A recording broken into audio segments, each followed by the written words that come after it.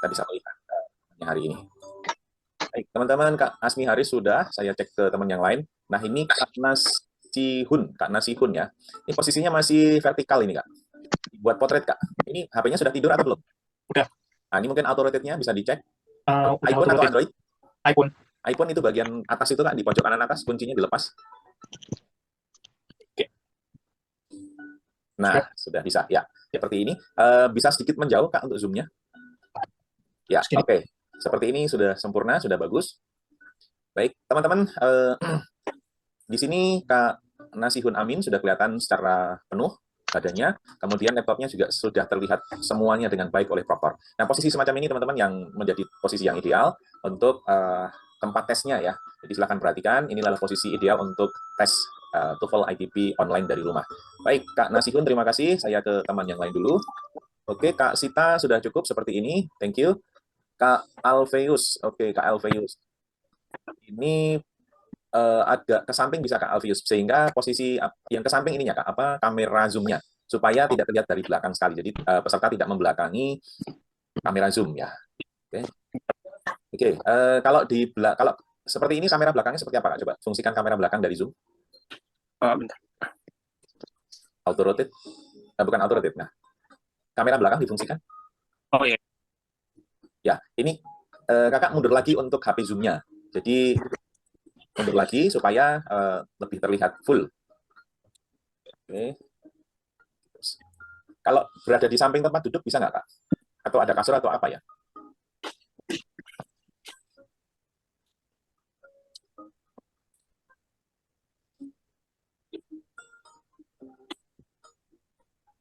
Oh, ini pindah ini ya. Ini ya. Kakak dulunya enak nggak nanti? Yang tadi aja Kak, yang tadi aja. Kalau di sini sepertinya Kakak nggak nyaman ya. Jadi kameranya tetap di kanan saja, hanya digeser. Coba kalau digeser menjauh, terus lagi. Boleh angkat tangan kanan Kakak. Nah, itu dikirikan Kak, coba HP zoom-nya dikirikan, digeser ke kiri. HP zoom-nya, bukan dimajukan, digeser. Digeser itu artinya dari HP itu digeser ke kiri. Itu kalau ini didekatkan. Oke, HP-nya mundur. Mundur terus. HP-nya mundur.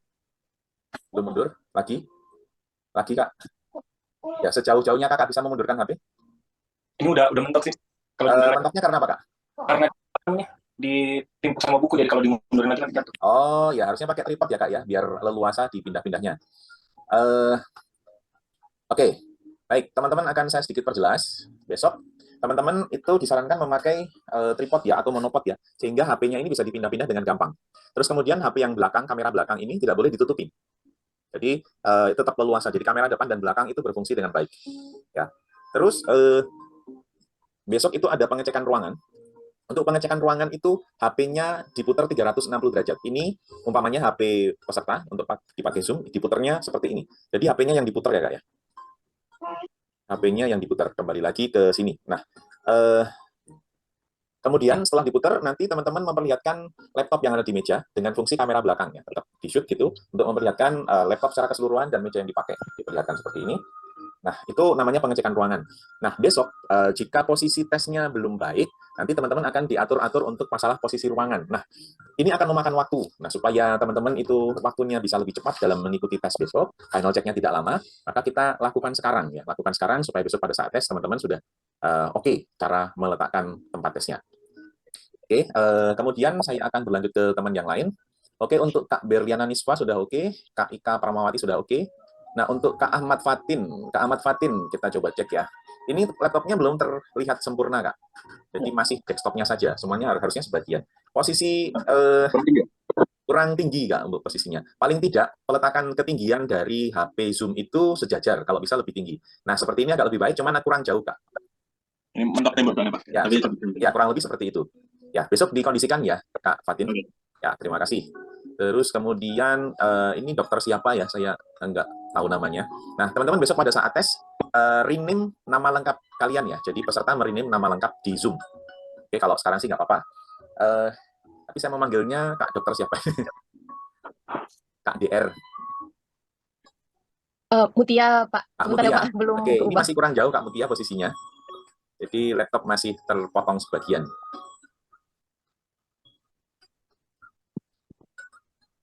Besok Zoom bisa ditaruh di sebelah kanan atau kiri, tidak wajib seperti ini. Jadi silakan menyediakan tripod atau apa ya Kak ya. Oke, supaya dipahami saja. Kalau tidak ada meja, ya silakan meja lain maksudnya ya, bukan meja untuk laptop. Nah ini kan meja untuk laptop. Kakak harus miring-miring posisinya. Nah ini tidak baik ya, tidak nyaman pastinya. Dan untuk pengawasan juga kurang mendukung. Di teman-teman besok kalau posisi tesnya dari sisi pengawasan kurang mendukung, teman-teman pasti tidak masuk tes. Kalau tesnya sudah jalan, ya tesnya akan dihentikan dan tidak boleh dijalankan sampai pengawasan itu bisa maksimal. Ya, jadi ini adalah kewajiban peserta untuk supaya diawasi oleh proktor dengan enak ya. Kak Mutmainah, oke sudah cukup. Terus Kak Salsabila Mega. Ya lumayan Kak, tapi ini posisinya dibuat landscape ya Kak ya, jangan portrait. Posisi Kak Ahmad Fatin masih portrait ini. Nggak boleh portrait ya? Ya nggak boleh dibuat landscape Kak. Oke. Oke Kak Salsabila, ya sudah bisa Kak seperti itu, nggak masalah. Kak Wirdani posisinya masih portrait Kak, dibuat landscape dulu Kak. Kak Wirdani mana? Ya hilang. Auto rotate-nya ya sudah berfungsi, coba ditaruh kembali Kak Wir. Kak Dani ya. Kak Wir, emangnya cowok. Oke. Kalau bisa mejanya nggak digeser ke kanan Kak? Meja yang dipakai Zoom atau tripod ini? Tripod. Ya digeser ke kanan Kak. Geser ke kanan. Bukan ke depan ya, ke kanan ya. Oke, sip. Agak jauh dikit. Ya, kalau Kakak duduk seperti apa jadinya? Ngadap laptop? Ya, sudah seperti itu bisa Kak. Thank you. Oke, Kak Gabriela, besok usahakan memakai meja yang berbeda dengan laptop ya Kak ya. Jangan ditaruh di samping laptop. Ya. Pak, izin Pak. Saya taruh di sini bisa nggak Pak? Misalnya agak jauh dari sini. Oh, bisa, Nggak nggak bisa. apa-apa Kak. Bisa, seperti itu bisa nggak apa-apa. Saya seperti Ya, ini tapi kalau sekarang dipegang Kakak dulu aja, didekatin aja. Oke, Kak Gabriel berarti besok untuk setelah masuk ke tes seperti itu ya. Tetapi kalau masih final test, masih bisa dideketin supaya nanti kalau ada info apa-apa bisa kedengaran. Pak, mau tanya, kalau Ya. pakai tab bisa nggak Pak untuk Zoom-nya? Pakai tab ini pakai HP atau Zoom? Hard tab. HP. Pakai HP saja Kak. HP dia. Ya. Oke, Kak Endah, posisinya ini masih terpotong laptopnya Kak. Bisa nunduk Zoom-nya, HP Zoom-nya bisa nunduk kah? Oke, atau dijauhkan kalau bisa. Jadi Zoom-nya mundur. Ya, ditundukkan Kak HP Zoom-nya. Ya, seperti itu bisa. Oke. Ya, terus masih berubah-berubah ya?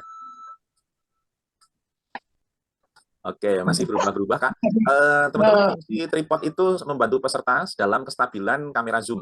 Nah, ini penting supaya nanti pada saat ujian kamera Zoom itu tidak bergerak-gerak. Kalau nanti bergerak-gerak, nanti malah peserta terganggu karena dihentikan oleh proktor. Jadi menjadi penting buat peserta supaya kestabilan kamera Zoom ini bisa dijaga ya. Kalau nanti malah terganggu karena pergerakan-pergerakan yang tidak perlu itu tadi, nanti malah tesnya akan dihentikan oleh proktor. Ya, jadi nanti terganggu, kepotong gitu. Begini ya? Kurang nunduk aja sih Kak, masih kepotong laptopnya. Nunduk, gimana nunduk? Kak Enda nggak pakai tripod ya? Nah itu bagus. Pakai ya.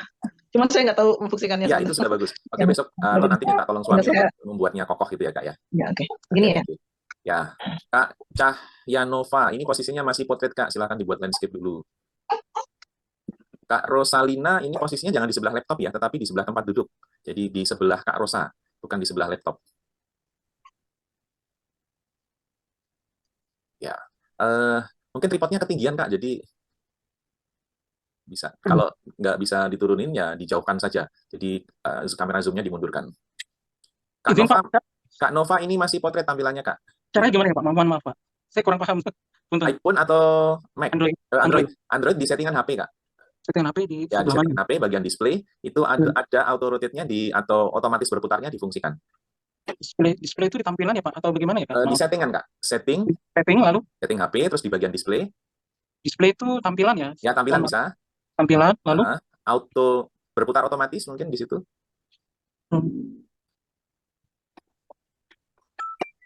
Halo? Ketemu nggak Kak? Apa ya? Saya kurang paham ya Pak. Maaf.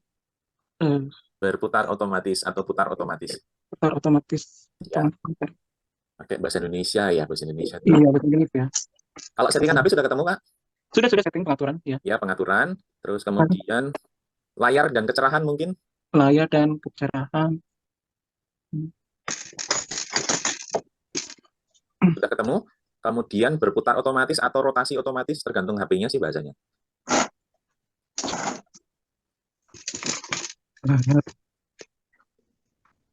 Oke.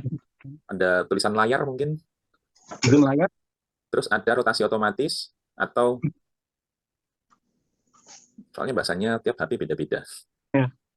Berputar otomatis atau rotasi otomatis, itu difungsikan supaya ketika ditidurkan dia ngikut. Oke. Mohon maaf Pak Soli, Ya? izin bertanya.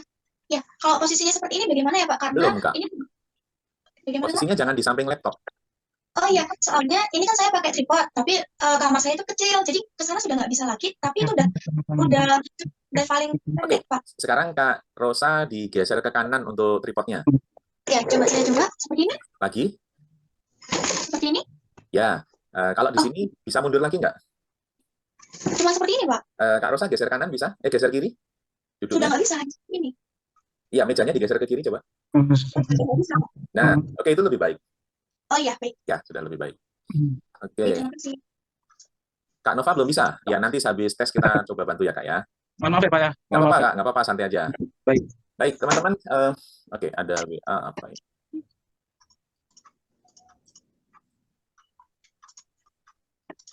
Oke.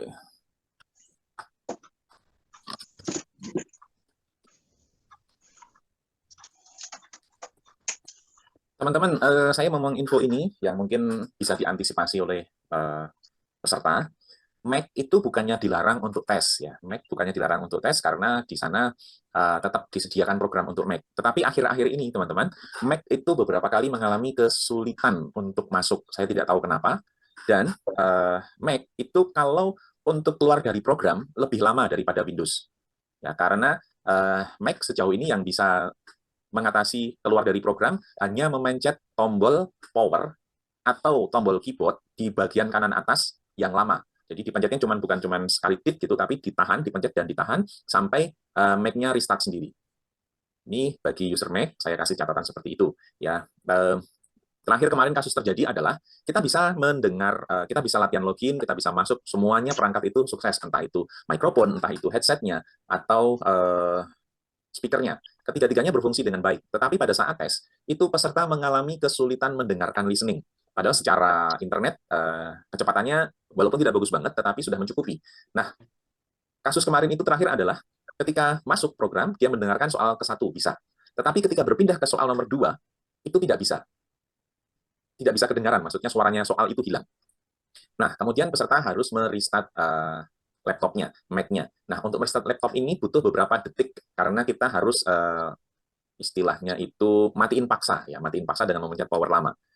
Sampai nomor 7 itu masih terjadi seperti itu, teman-teman. Jadi harus keluar program, masuk lagi, keluar program, masuk lagi, keluar program, masuk lagi.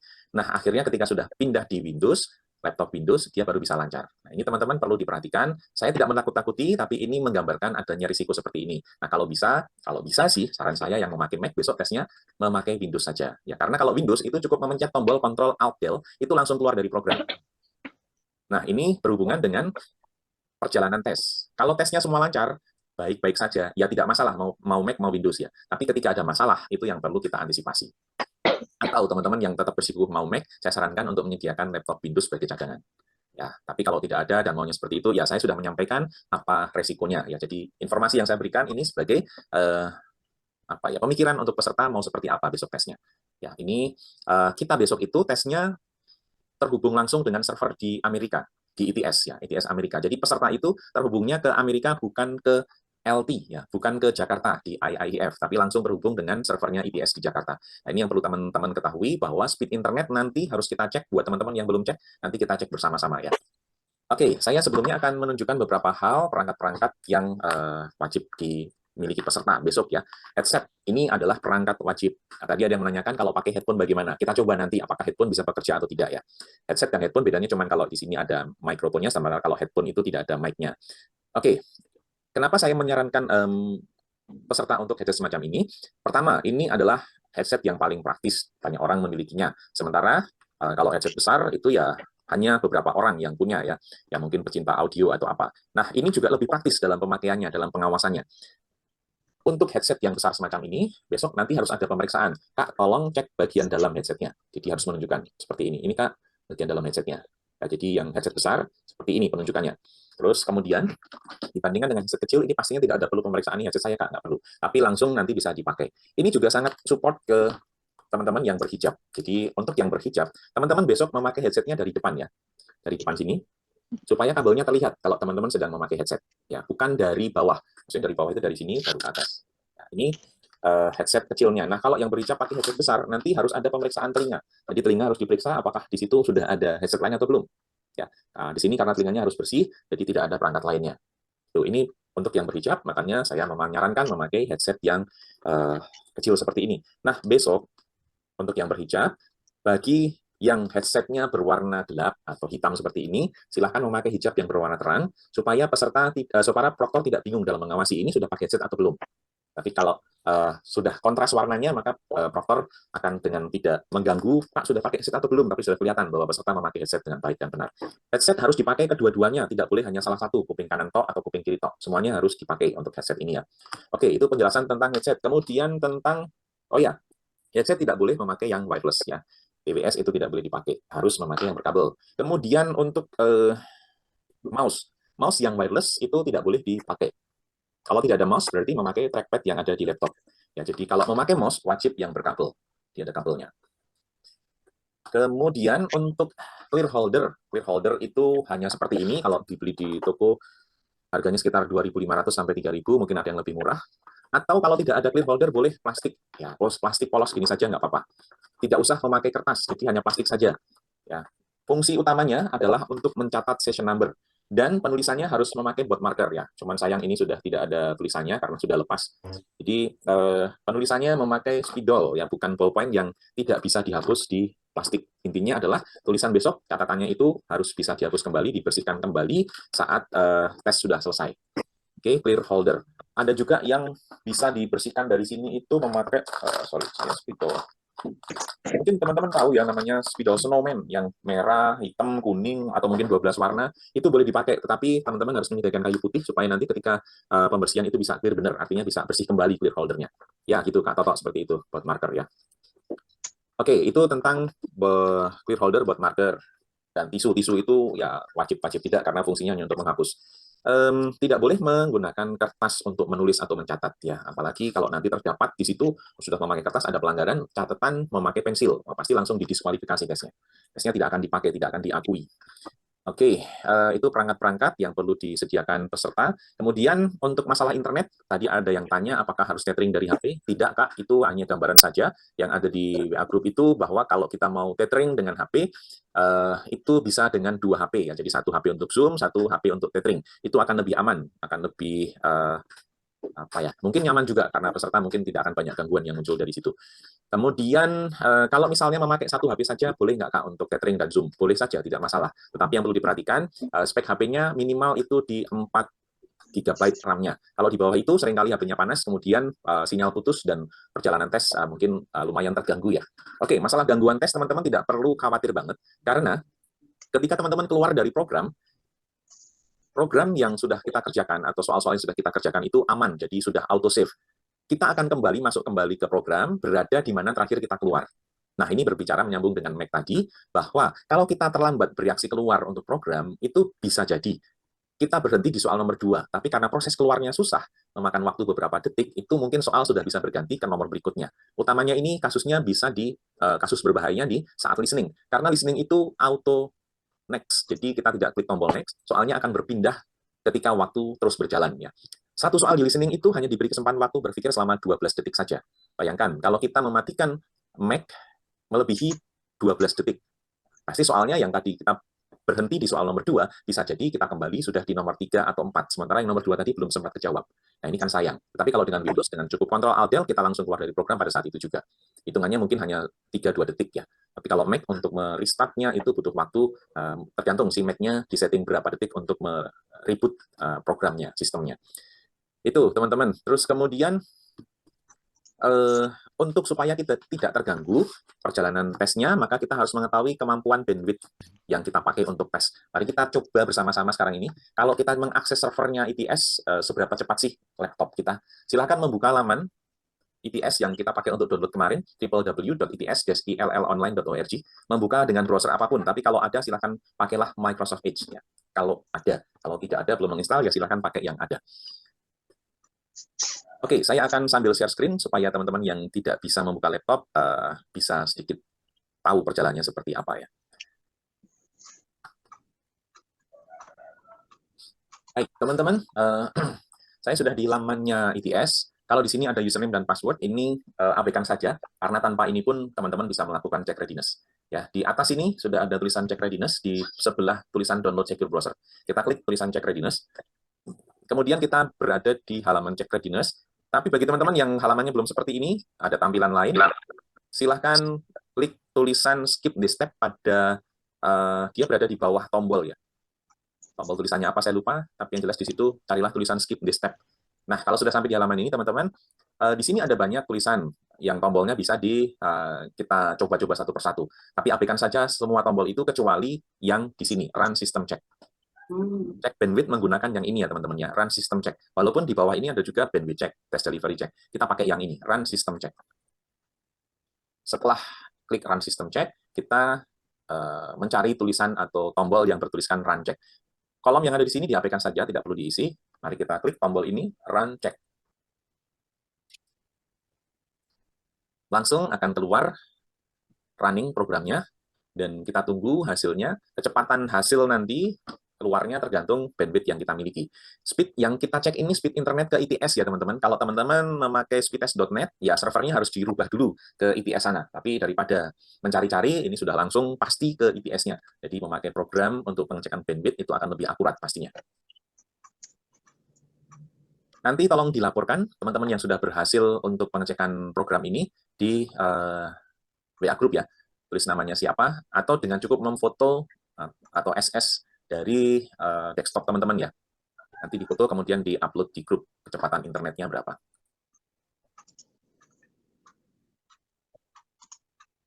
Oke, Kak Lesmi sudah mengecek bandwidth. Di layar saya dia sudah seperti ini, Pak. Maaf, bentar ya, Pak. Ini program, Kak, bukan websitenya.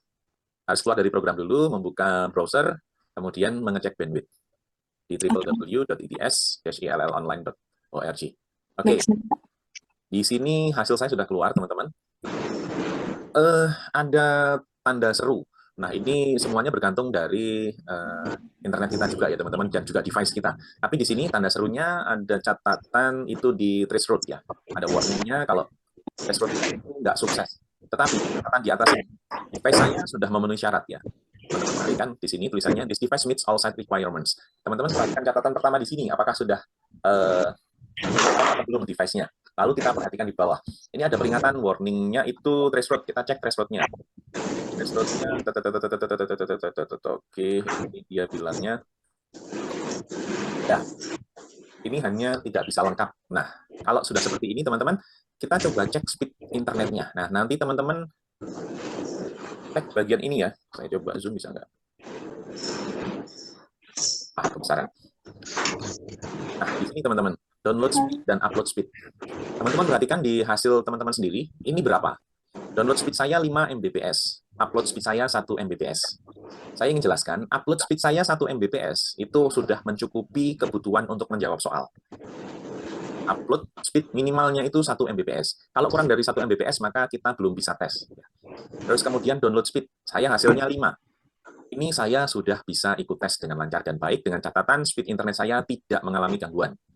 Kalau hasil download speed saya itu 1 Mbps, uploadnya 1 Mbps, saya belum bisa ikut tes dengan baik. Saya pasti akan keluar masuk pada saat listening, karena download speed untuk listening itu minimal 2 Mbps. Minimal. 1 Mbps download dan upload itu memang sudah bisa untuk tes, tetapi tidak lancar. Nah, kalau 2 sama 1, jadinya download speed-nya 2, upload speed-nya 1, itu kemungkinan tesnya lancar sudah Ada. Kalau tidak mengalami penurunan, maka tidak akan ada gangguan tes. Ya, kalau speednya stabil di 2 dan 1. Nah, untuk supaya stabil, teman-teman, kalau sinyalnya mepet di 2 sama 1, jika menggunakan tethering, silahkan gunakan kabel charger untuk koneksi ke laptop. Karena ini akan lebih stabil untuk internetnya. Jadi, internet akan lebih stabil kalau kita memakai kabel yang fisik. Tapi kalau internetnya sudah bagus, mungkin 10 Mbps, downloadnya, uploadnya 5 Mbps, itu mau pakai tethering tanpa kabel tidak masalah, karena kecepatannya pastinya sudah oke. Webnya itu tadi, tempat download kemarin Kak, yang www.its-online.org. Ya. Webnya, situsnya itu bisa cek di WA Group, terus kemudian link untuk download, nah itu sama untuk cek readiness ini. Oke, teman-teman, silahkan di capture ini bagian download dan upload speednya, bisa difoto juga boleh, lalu upload di grupnya. Karena hasilnya ini pasti berbeda-beda, sangat variatif. Kemudian jika di atas ini ada banyak penjelasan, ada banyak peringatan, nah ini tergantung peringatannya apa. Kalau peringatannya seperti saya ini tidak masalah ya teman-teman. Yang penting catatan pertama adalah this device meets all site requirements. Terus kemudian pada bagian download dan upload speed-nya ini sudah memenuhi syarat. Idealnya teman-teman untuk upload dan download ini 3 Mbps untuk keduanya. Nilai rata-ratanya 3. Nilai rata-rata itu seperti apa? Saya downloadnya 5, uploadnya 1. 5 tambah 1, 6. Dibagi 2, dia 3 Mbps. Berarti sudah ideal. Pokoknya seperti itu teman-teman. Tapi jangan kemudian 6, tapi uploadnya 0. Nah itu ya bukan ideal lagi. Tapi angka di sini itu minimalnya 2 upload, 1 upload, 2 download Mbps. Itu minimalnya ya. Tapi kalau cari ideal di angka 3 kedua-duanya. Baik, teman-teman, sekarang kita lanjut ke pengetesan nama kita sudah bisa dipakai untuk tes atau belum. Silahkan tutup semua programnya di laptop. Kalau belum selesai ya silahkan diselesaikan. Kalau sudah selesai silahkan tutup semua program.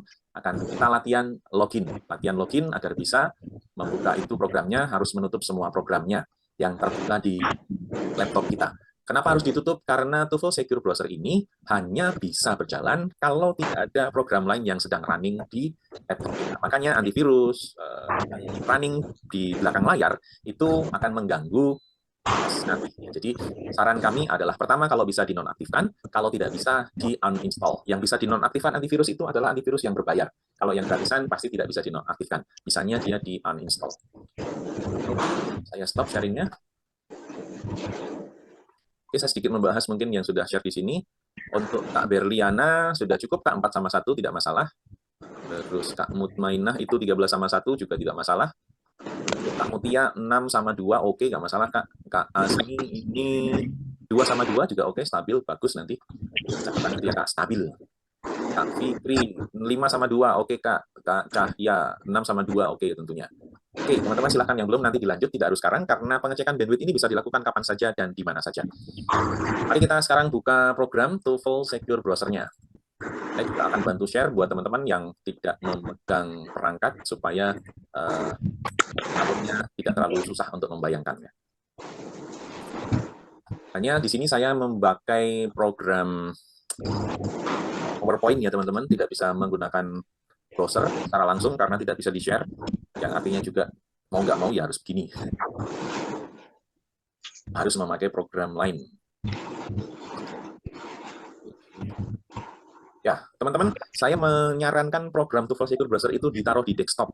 Kenapa? Supaya ini lebih mudah nanti teman-teman ketika membuka programnya. Karena kalau harus membuka Explorer, nah nanti pasti akan ada seruan untuk menutup program yang masih berjalan. Daripada ini terjadi, langkah-langkah stepnya, langsung saja yang ini, TOEFL Secure Browser ditaruh di desktop, agar kita tidak perlu membuka apapun ketika sudah siap untuk tes. Ya.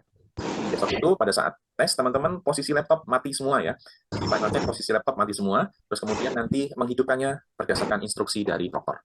Oke, kita klik program TOEFL Secure Browser untuk masuk ke sana. Nah, tiba-tiba ketika klik program itu ada tulisan semacam ini. Ini tidak selalu ya teman-teman ya, hanya pada kasus ketika server di sana memang lagi penuh. Ya, kalau terjadi seperti ini, ya kita disuruh menunggu 15 menit maksimalnya. Kalau tidak sampai 15 menit belum masuk juga, berarti kita akan keluar dari program, dan ya kalau sudah dikeluarkan dari program kita masuk lagi. Nah, ini kita harus menunggu mau nggak mau. Tapi kalau ingin berkegiatan ya bisa Ctrl+Alt keluar dari program terus kemudian masuk lagi dengan cara yang sama. Keberhasilan kecepatan untuk masuk ke ITS itu tergantung juga dari kecepatan internet kita. Misalnya kecepatan internet kita bagus banget, ya biasanya kita akan lebih cepat masuk. Mungkin bisa dibayangkan ketika kita mau nonton konser di stadion, kita harus berdesak-desakan. Nah, kadang-kadang bukan masalah urutan siapa yang duluan, tapi tenaga siapa yang paling besar, dia akan lebih cepat masuk. Ini kalau membayangkan bagaimana kita masuk ke servernya ITS, mungkin kurang lebih seperti itu ya. Tetapi yang jelas teman-teman, servernya ITS itu pintunya banyak ya. Artinya karena server di ITS itu nggak cuma satu, tapi berderet-deret. Nah nanti seperti kita berjalan mau sampai di server yang kosong di mana masuknya. Jadi kalau penuh seperti ini, ibaratnya kita sedang mencari ruangan ya di kamar di ITS mana yang kosong dan baru boleh bisa kita masuk. Ya kita akan masuk ke programnya. Oke, setelah masuk ke program di halaman utama ini, di sini ada pilihan Start My Classroom Test atau Start My At Home Test. Karena kita tesnya di rumah, teman-teman menggunakan yang bawah ini ya, Start My At Home Test. Kalau yang atas ini, teman-teman tesnya datang ke LT. Jadi datang ke LT tanpa perlu mempersiapkan apapun, hanya mempersiapkan diri agar bisa ikut tes dengan baik. Langsung datang ke LT, ikut di sini. Tapi kalau yang dari rumah ya kita harus persiapan semacam ini supaya nanti tes berjalan baik dan lancar. Kalau di LT karena sudah biasa dipakai, ya tidak perlu dipersiapkan repot-repot. Oke, silakan klik Start My At Home Test. Kemudian diberikan pilihan 2 kolom kanan dan kiri. Yang kiri ini untuk praktis atau latihan, yang kanan itu dipakai pada saat tes. Besok pada saat tes, teman-teman mengisikan session number yang tersedia di sini kolomnya. Ada 6 angka, tanda strip, kemudian 2 angka. Besok tanda stripnya jangan sampai lupa dimasukkannya. Jadi ada 6 angka, tanda strip, 2 angka. Nah ini diperoleh besok ketika sudah masuk ke final check ya. Akan diberikan ketika peserta sudah masuk ke Zoom di final check-nya. Sekarang kita pakai yang ini, Start a Practice Session. Ini bisa dipakai kapan saja, di mana saja, terserah teman-teman ya untuk practice session ini. Jangan sampai tidak bisa practice session, karena nanti kalau masih bingung pada saat tes, kemungkinan tidak akan ada bantuan, dan masuk ke tesnya itu ada batasan. 1 jam setelah jadwal tidak bisa masuk, maka teman-teman harus reschedule. Ya. Oke, mari kita pakai loginnya. Login mau pakai sebelah kiri atau kanan? Bedanya apa? Yang sebelah kiri dipakai untuk peserta yang belum pernah tes online, sedangkan yang sebelah kanan dipakai untuk peserta yang sudah online. Kalau saya belum pernah tes, tapi boleh nggak pakai sebelah kanan? Kalau saya sih bilang jangan, karena itu akan merugikan teman peserta sendiri ya. Kenapa begitu? Karena yang di bagian kanan ini hanya mengisikan student unique dan family name. Nanti kalau ada data-data yang salah, teman-teman tidak bisa tahu apakah data saya ini sudah benar atau belum. Tapi kalau pakai sebelah kiri dengan menuliskan nama lengkap kita, given name-nya siapa, family name-nya siapa, itu akan lebih komplit datanya untuk masuk dalam pengecekannya. Ya, kemudian ditulis tanggal lahirnya dan bulan lahirnya, baru klik submit.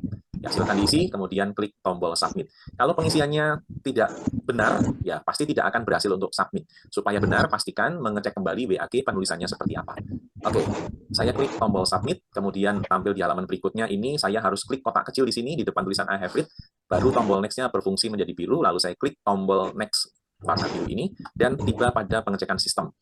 Mohon maaf teman-teman, karena ini program yang saya capture ini program tahun 2023 awal ya. Jadi masih ada perbedaan, karena belum update saat itu, perbedaannya adalah pada bagian bandwidth check ini. Kalau yang sekarang itu sudah tidak ada bandwidth check pada latihan login. Yang ada cuma speaker, mikrofon, dan kamera. Nah, untuk teman-teman tadi yang memakai headphone, coba dicek apakah mikrofonnya di situ centang hijau atau tidak. Memakai headphone, silahkan dicek mikrofonnya centang biru atau centang hijau atau tidak. Kalau tidak centang hijau, berarti headphone-nya tidak bisa dipakai, teman-teman. Nah, ini pada masalah mikrofonnya. Kalau untuk speaker, silahkan klik tombol cek speakernya ini. Saya sarankan di step ini sudah memakai headset ya, supaya kita tahu berfungsi dengan baik atau tidak. Kemudian pada bagian kamera, teman-teman, meskipun sudah centang hijau ya, tetapi kalau pada bagian kamera ini tidak live gambarnya, view-nya bukan view kita saat ini, tapi mungkin hanya gambar atau apa, ngeblank atau bagaimana, ini belum bisa dipakai untuk tes, teman-teman. Jadi kamera ini harus centang hijau dan ada live view-nya. Ya, itu syaratnya. Jadi speaker centang hijau, mikrofon centang hijau, kemudian pada bagian kamera centang hijau, dan ada live view-nya. Itu yang perlu diperhatikan. Kalau sudah bisa, berarti kita tinggal klik tombol next ya. Tetapi ketika kita mengecek speaker, ya, kan kita harus memencet tombol ini, kita klik tulisan tombol cek speaker, kok tidak ada suaranya? Teman-teman harus klik tombol no, jangan klik tombol yes. Karena nanti pada saat tes bisa jadi tidak ada audio, padahal kita membutuhkan audio untuk listening. Ya.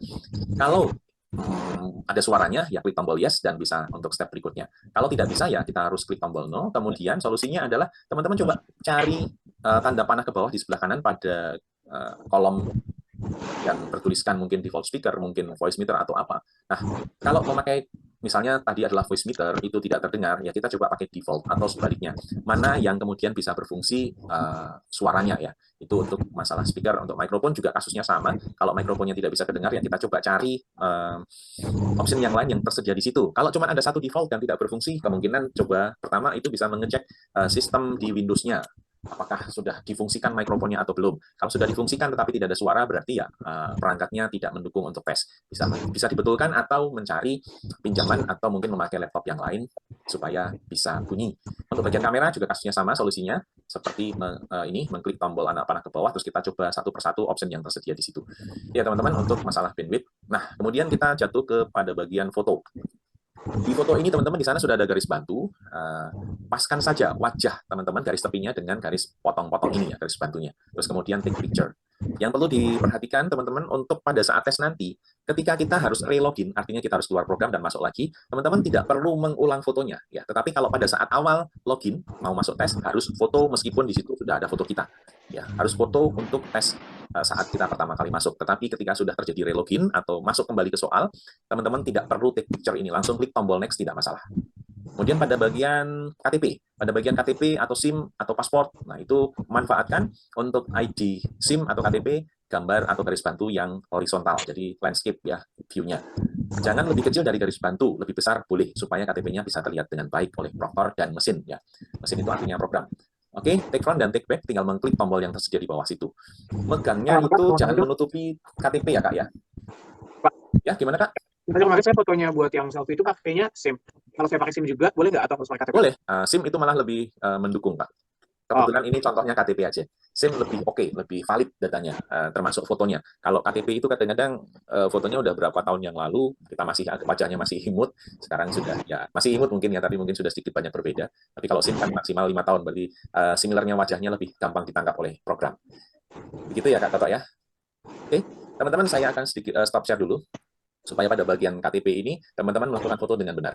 Ini umpamakan kartu nama ini adalah KTP saya atau SIM saya, dekatkan seperti ini ya.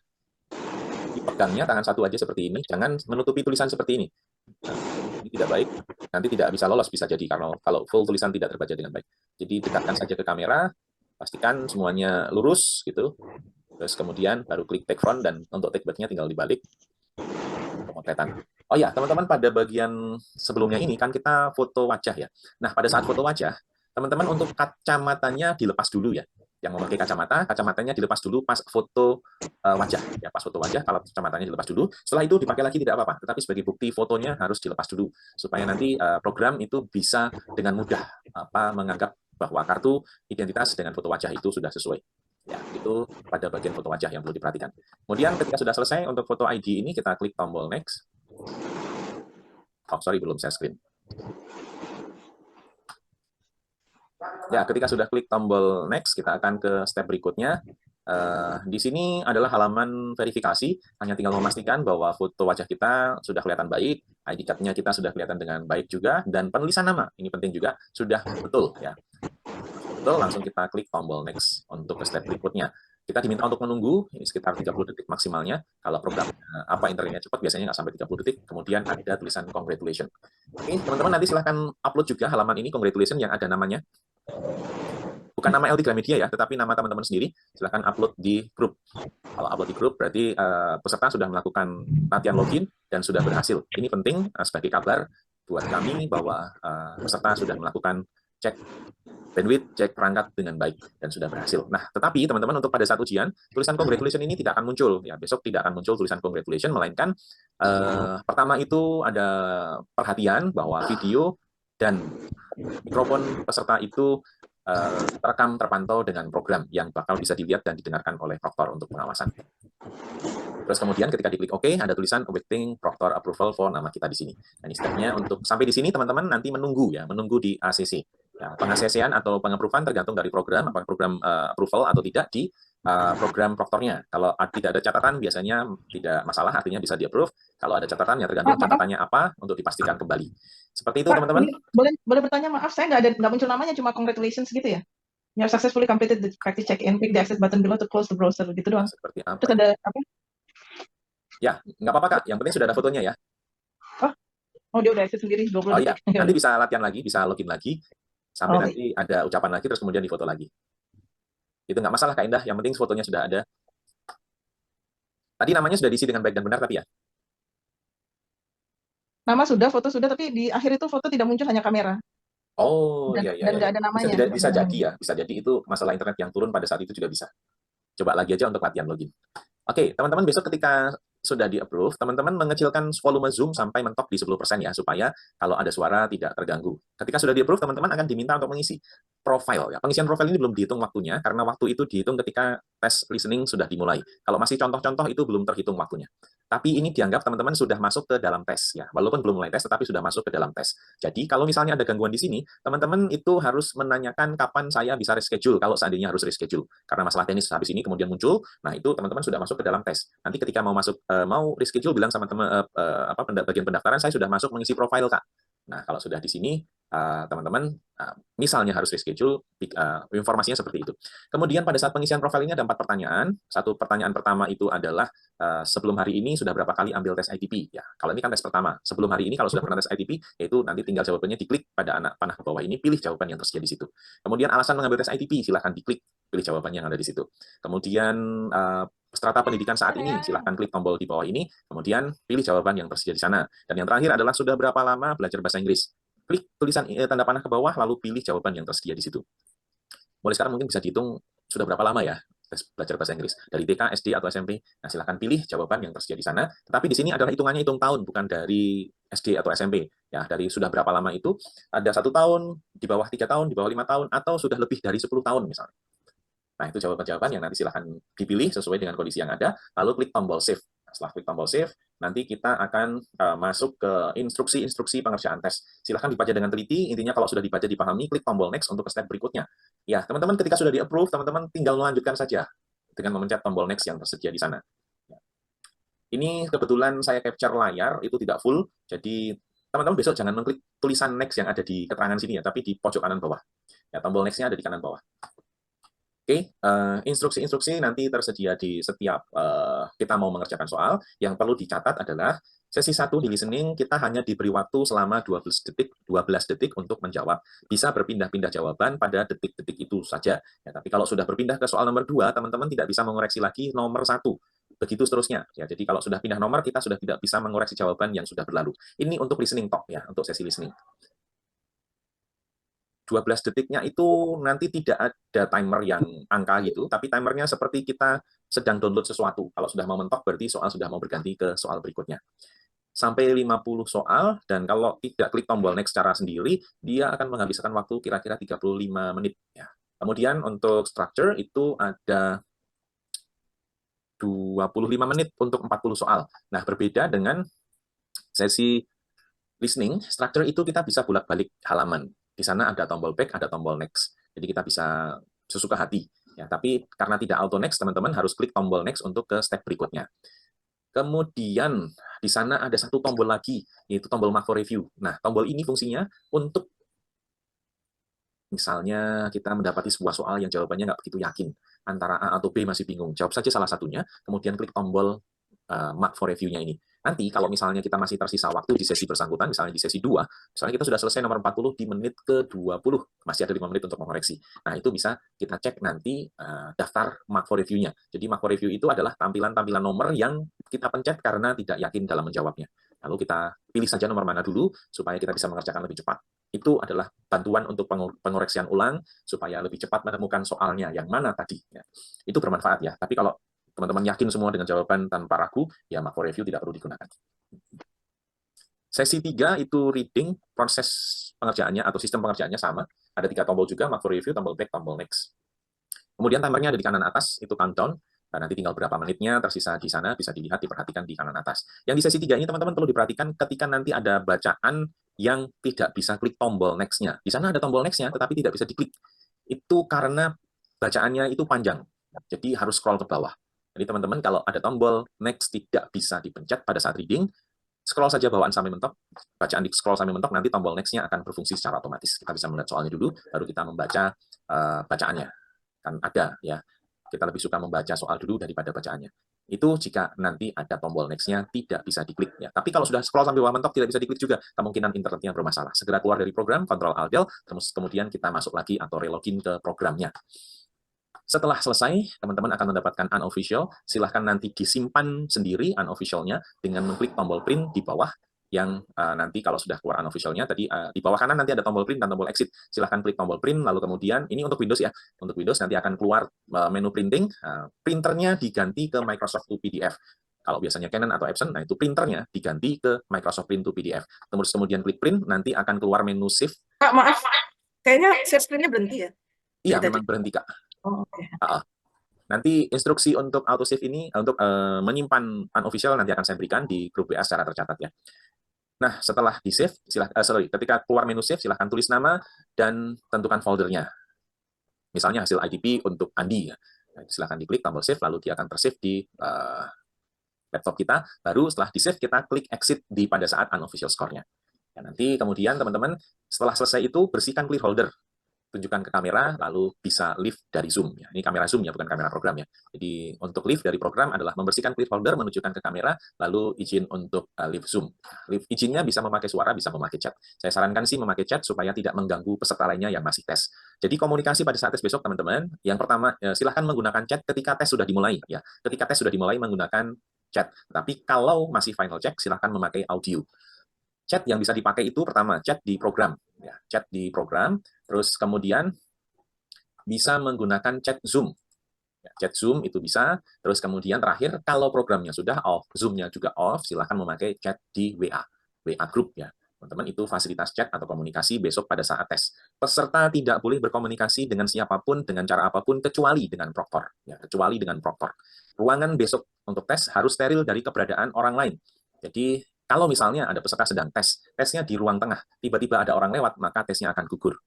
Ya, jadi perhatikan benar, ruangan tes harus steril dari keberadaan orang lain. Ini no debat, no excuse. Jadi kalau misalnya di rumah itu banyak orang, teslah di ruangan yang tertutup.